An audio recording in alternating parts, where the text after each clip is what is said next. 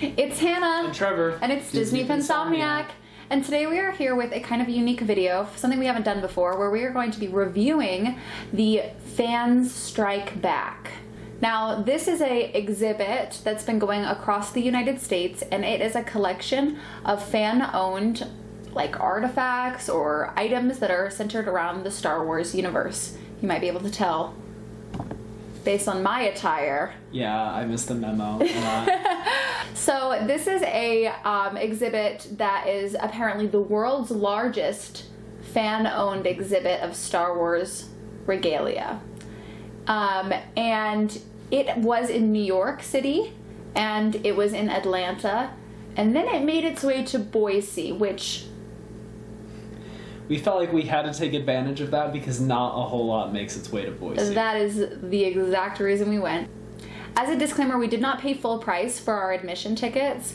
We got them slightly discounted because of winning a silent auction for an event we were at, and it's weird to say that we got them discounted when winning a silent auction, because I feel like usually people spend a lot of money at those. Yeah, we got lucky and no one really bid on it, so we won a family pass, which obviously got us both in for about $40. Which is cheaper. Which is cheaper than buying two individual tickets. Yeah, individual tickets, and I guess I'll just share this now. They are $27.50, so we didn't save too much money. It is cheaper if you are a youth, but there is no student discount or anything like that. No. And they do have like senior discounts and children discounts. So the website is really pleased to brag that it was chosen as the best Star Wars exhibit in 2017, and it's the largest privately owned collection of Star Wars fan items. So the exhibit actually walked you through the Phantom Menace and like some of the prequel era merchandise with a few splashes of Clone Wars items, primarily like trooper helmets. And then we went through all three of the original trilogy movies. So we had a Tatooine planet, a Hoth planet, and an Endor planet, and then a very small like splash of some sequels, but also some legend material, and that was it.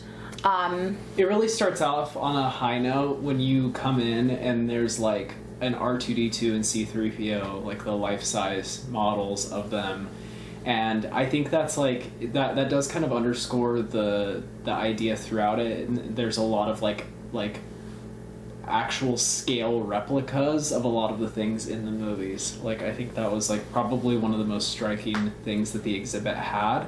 I would say, at least thinking back, we were there today, but thinking about it, the bulk of what was there felt like, although there was a lot of the life-size models, it felt mostly like it was like smaller model, like action figure-sized models was a lot of the exhibit. If you don't like action figures, this would not be a good time. Now, the exhibit had the most of the original trilogy material.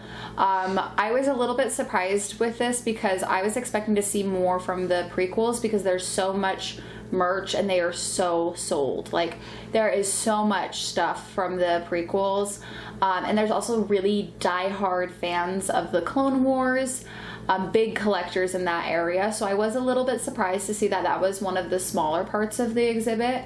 There was a really cool giant model of Anakin's pod racer, which was definitely one of the highlights of the exhibit, and I also really enjoyed seeing a replica of the prop that was used for Yoda, which was super cool to see like how small Yoda is in the movies, because yes, we know he's small, but then you see him and you're like, oh, he's like really small. Mm-hmm. For me, the best parts of the exhibit were primarily the life-size replicas of costumes, of figures, and the things that made it feel like you were looking at the real items from the movies. I would say that action figures were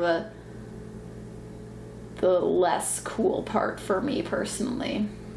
It was very cool to see the models of the lightsabers as well. They had a area that had a lot of the lightsabers, which was really cool to see. I like looking at those. But honestly, there were some like more unique lightsabers there that you can't get at Galaxy's Edge, but there are more Galaxy Edge if you go to what's the collector's shop in in Galaxy's Edge? Yeah. There's more replica lightsabers there that you can buy than there were at this exhibit. But there were more unique ones that you can't buy online, obviously, here. So like some characters you don't typically see the hilts of, which was cool. I really loved seeing the costume replicas. That was probably my favorite. I wish there had been more of those, particularly because I enjoyed seeing the footwear that all of the troopers and everyone wears, because you realize that they wear like pretty just industrial boots that like everyone owns. So that was pretty cool. But a lot of it really was action figures and like small models of things. So one issue that we both had with it was that there was a lot of really cool items and a lot of cool things, but the exhibit didn't give much context as to what these items were, or like where they came from or how they got there. Hannah and I had both been to Star Wars exhibits in the past that had actual props used in the films, whether they be the prequels or others. They were like suits or like test footage props that were used. This exhibit didn't have anything like that, but it didn't give any context as to if it was a merchandise item that was like rare or special, or if it was a handmade item that was special and made by fans, or if it was some sort of limited edition release, or what it was. It really just kind of acted like, this is Darth Vader, this is R2-D2, but it didn't give any real context on what the item was.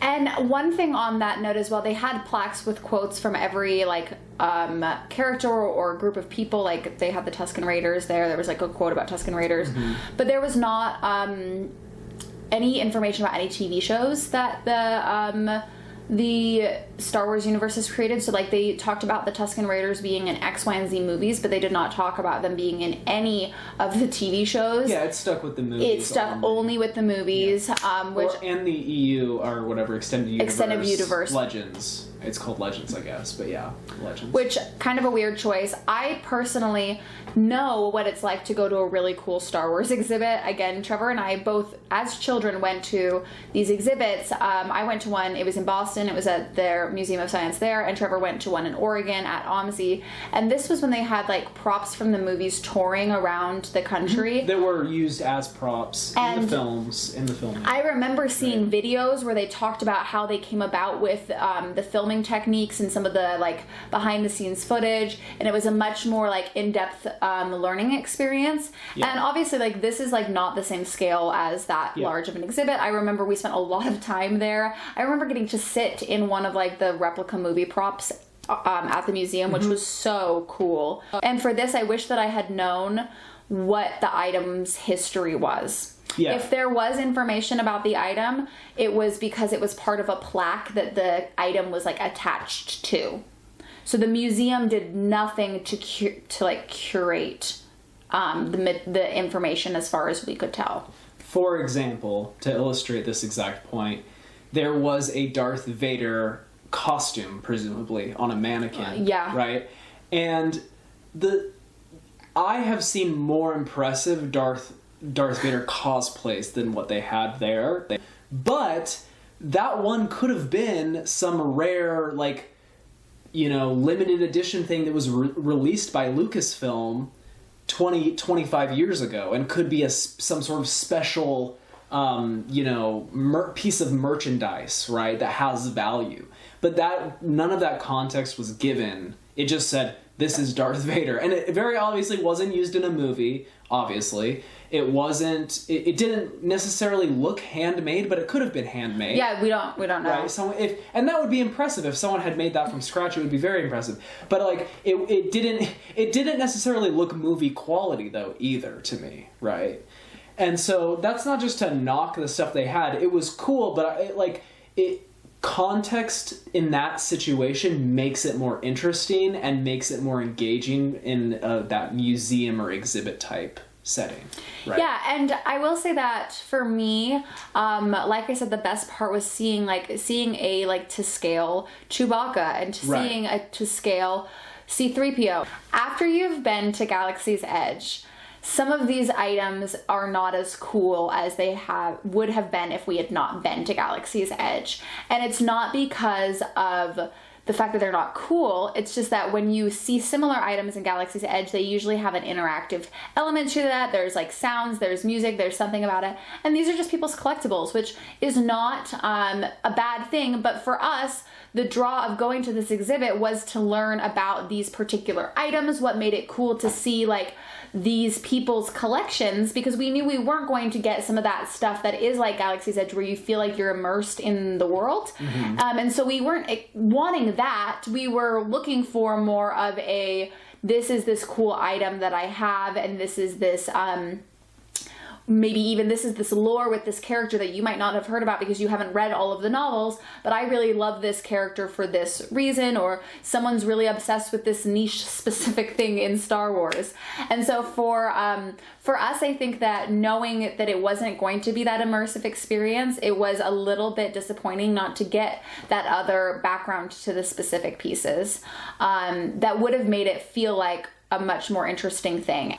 At the beginning of the exhibit, they had a really beautifully written out like quote talking about like mythology and why people are drawn to Star Wars. And I loved that. I love Star Wars. And I think that like people who say that it's like just like a space movie are wrong. I think there's a reason that this movie series, the trilogy, original trilogy, like if you've seen footage of people in the 70s and 80s obsessed with this, you saw people lining up outside theaters from all different ages and groups of people really connecting with this story in a way that I think was really special. And the same thing happens now. We have people who see these movies and they love them, and I think that there's like a human element to Star Wars where even if you're not interested in sci-fi or fantasy even, people like these movies. Now, not everyone likes them, but I do think that they're unique in how much people love them and how many people from all different areas can be drawn to these films.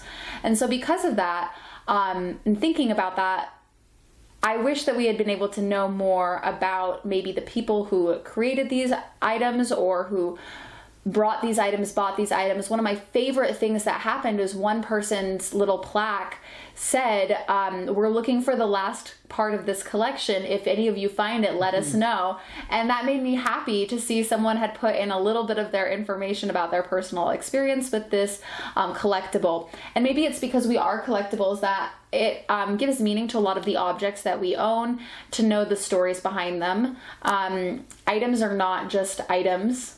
Often they have a sentimental reason or purpose, and I would really enjoy maybe an exhibit or a video essay segment or something with some of the collectors from this exhibit to hear why they love Star Wars, why they love that particular item, why they wanted to be involved in this, and what like their goals with sharing this part of their life is. It definitely could have been about the fans more in that way. I think that if they wanted to frame the exhibit around the fans, they could have really made it more about that in the ways that you pointed out. I think that's the heart of kind of what you're saying, is that it's not it felt like it was just stuff. It felt like it was just stuff arranged in a aesthetically pleasing way, which it was. The setting that they did it in was really nice. It looked nice, I was really impressed with the way that they set up, especially like the Endor and the Hoth sections were really cool. The Hoth had like these cool ice things, and it was kind of like this long like corridor. It was really cool. So I thought that they did a great job at displaying everything. I think even if it hadn't been centered around the fans, I would have enjoyed like having more information about the characters, or just the items that were there themselves. A lot of it was just like, this is a Tusken Raider replica, and that was it. It isn't necessarily needing to be super valuable or super cool story. Then I guess maybe put some information about why is it that this giant Chewbacca why people want to see that. Even if it's just to say Chewbacca is one of the most loved characters in all of Star Wars history, and that's it. Or like, it just said on each of the things, it said like the species, home planet, a quote from the character, if there was a quote from the character, their height usually, if their height, applicable. which was cool, and then what episodes they were in. Right. Which, again, if you are someone who's watched Star Wars before, a lot of that stuff you also already know. Yeah, or it's on the Star Wars wiki, like right on their character profile. So it's like not necessarily hard to find information, or not even necessarily widely unknown. The highlights of the exhibit for me were getting to be so close to the costumes and the life-size replicas, because you don't get to be close to like characters that same way. Like I got to be like, here's a Tusken Raider's face, and I'm looking at it and I was like, this is super scary. Yeah. And I was scared of the Raiders when I was younger too. They were like the part I didn't love about A New Hope as a small child, because we watched those movies very young. They were the scariest part, and looking at them today I was like, this is scary. Yeah. That was cool. That was cool, getting able to be so close to the items. I did worry though about, there were some children. There's no security at all. There was no one telling you not to touch anything. There were no signs saying not to touch anything. I do worry that some of the items are going to come back not in as great shape for the collectors, which makes me think that they're probably not going to want to send anything out again, which might mean that this type of exhibit doesn't happen again. Because if I were to send out my prized collectible item and it came back to me in not great shape, I would not be super happy, and I would not want to do it again. What was your favorite part or favorite item in the exhibit? That's a hard question. I'm just going to say like all of the life-size replicas. I really liked seeing the Tusken Raider. I thought that was really cool, especially because it wasn't just the costume. It was actually like a stuffed replica of it instead of just like showing the costume. And then I really liked seeing the troopers. Any of the trooper costumes are just really cool to see in person, I think. Yep. I really liked seeing the pod racer. Cool. And the Jabba's palace setup was really neat as well. Yes, I enjoyed the Jabba's palace setup, but I hate Jabba the Hutt. He's so gross, and he grosses me out every time I have to look at him. I don't like it. So I know that's like kind of the point, but it was a really cool setup, but I was also like, ew. I don't want to be around Jabba very much. Okay, so lastly, this is what I was going to say. Would you recommend it to someone given the price? All things considered. I think it truly depends on what kind of Star Wars fan they are. I totally agree with that answer. Yeah. If they are someone who has their own collections, if they are someone who has done a significant amount of like Star Wars research, I would probably say no, because this is not an exhibit where you're going to maybe see a bunch of new things or learn a bunch of new things. Interesting. Maybe if you knew a specific item was going to be there that you wanted someone to see, then I would maybe recommend it. But if you're like a diehard Star Wars fan, I probably wouldn't recommend this, because I think you're probably disappointed for your money's worth. If you are someone who's like a casual Star Wars fan, who's not like invested enough to spend a day in Galaxy's Edge, who has kids who are being introduced to Star Wars, I definitely think this would be a fun exhibit. They're gonna remember that, because getting to like see Chewie up high and look at him and see how big he is, that's a pretty cool experience if you're a little kid. I definitely think if you have kids, this would be a much more fun experience. I agree, and I had the thought as well that this is the kind of thing I would have loved when I was a kid, because I was really into the models and action figures, and just like being able to see all of that stuff in one place and have it range from like Hoth to Endor to all of the different places would have been really cool. So I definitely agree with that. I think that if you have kids, then it would be really fun. So overall, I'm glad we went. Are you glad we went? Yeah, I'm glad we went. I think that I'm glad we paid the price that we did to go. Yeah, I think if we had paid almost $60 for this, we would have been pretty disappointed.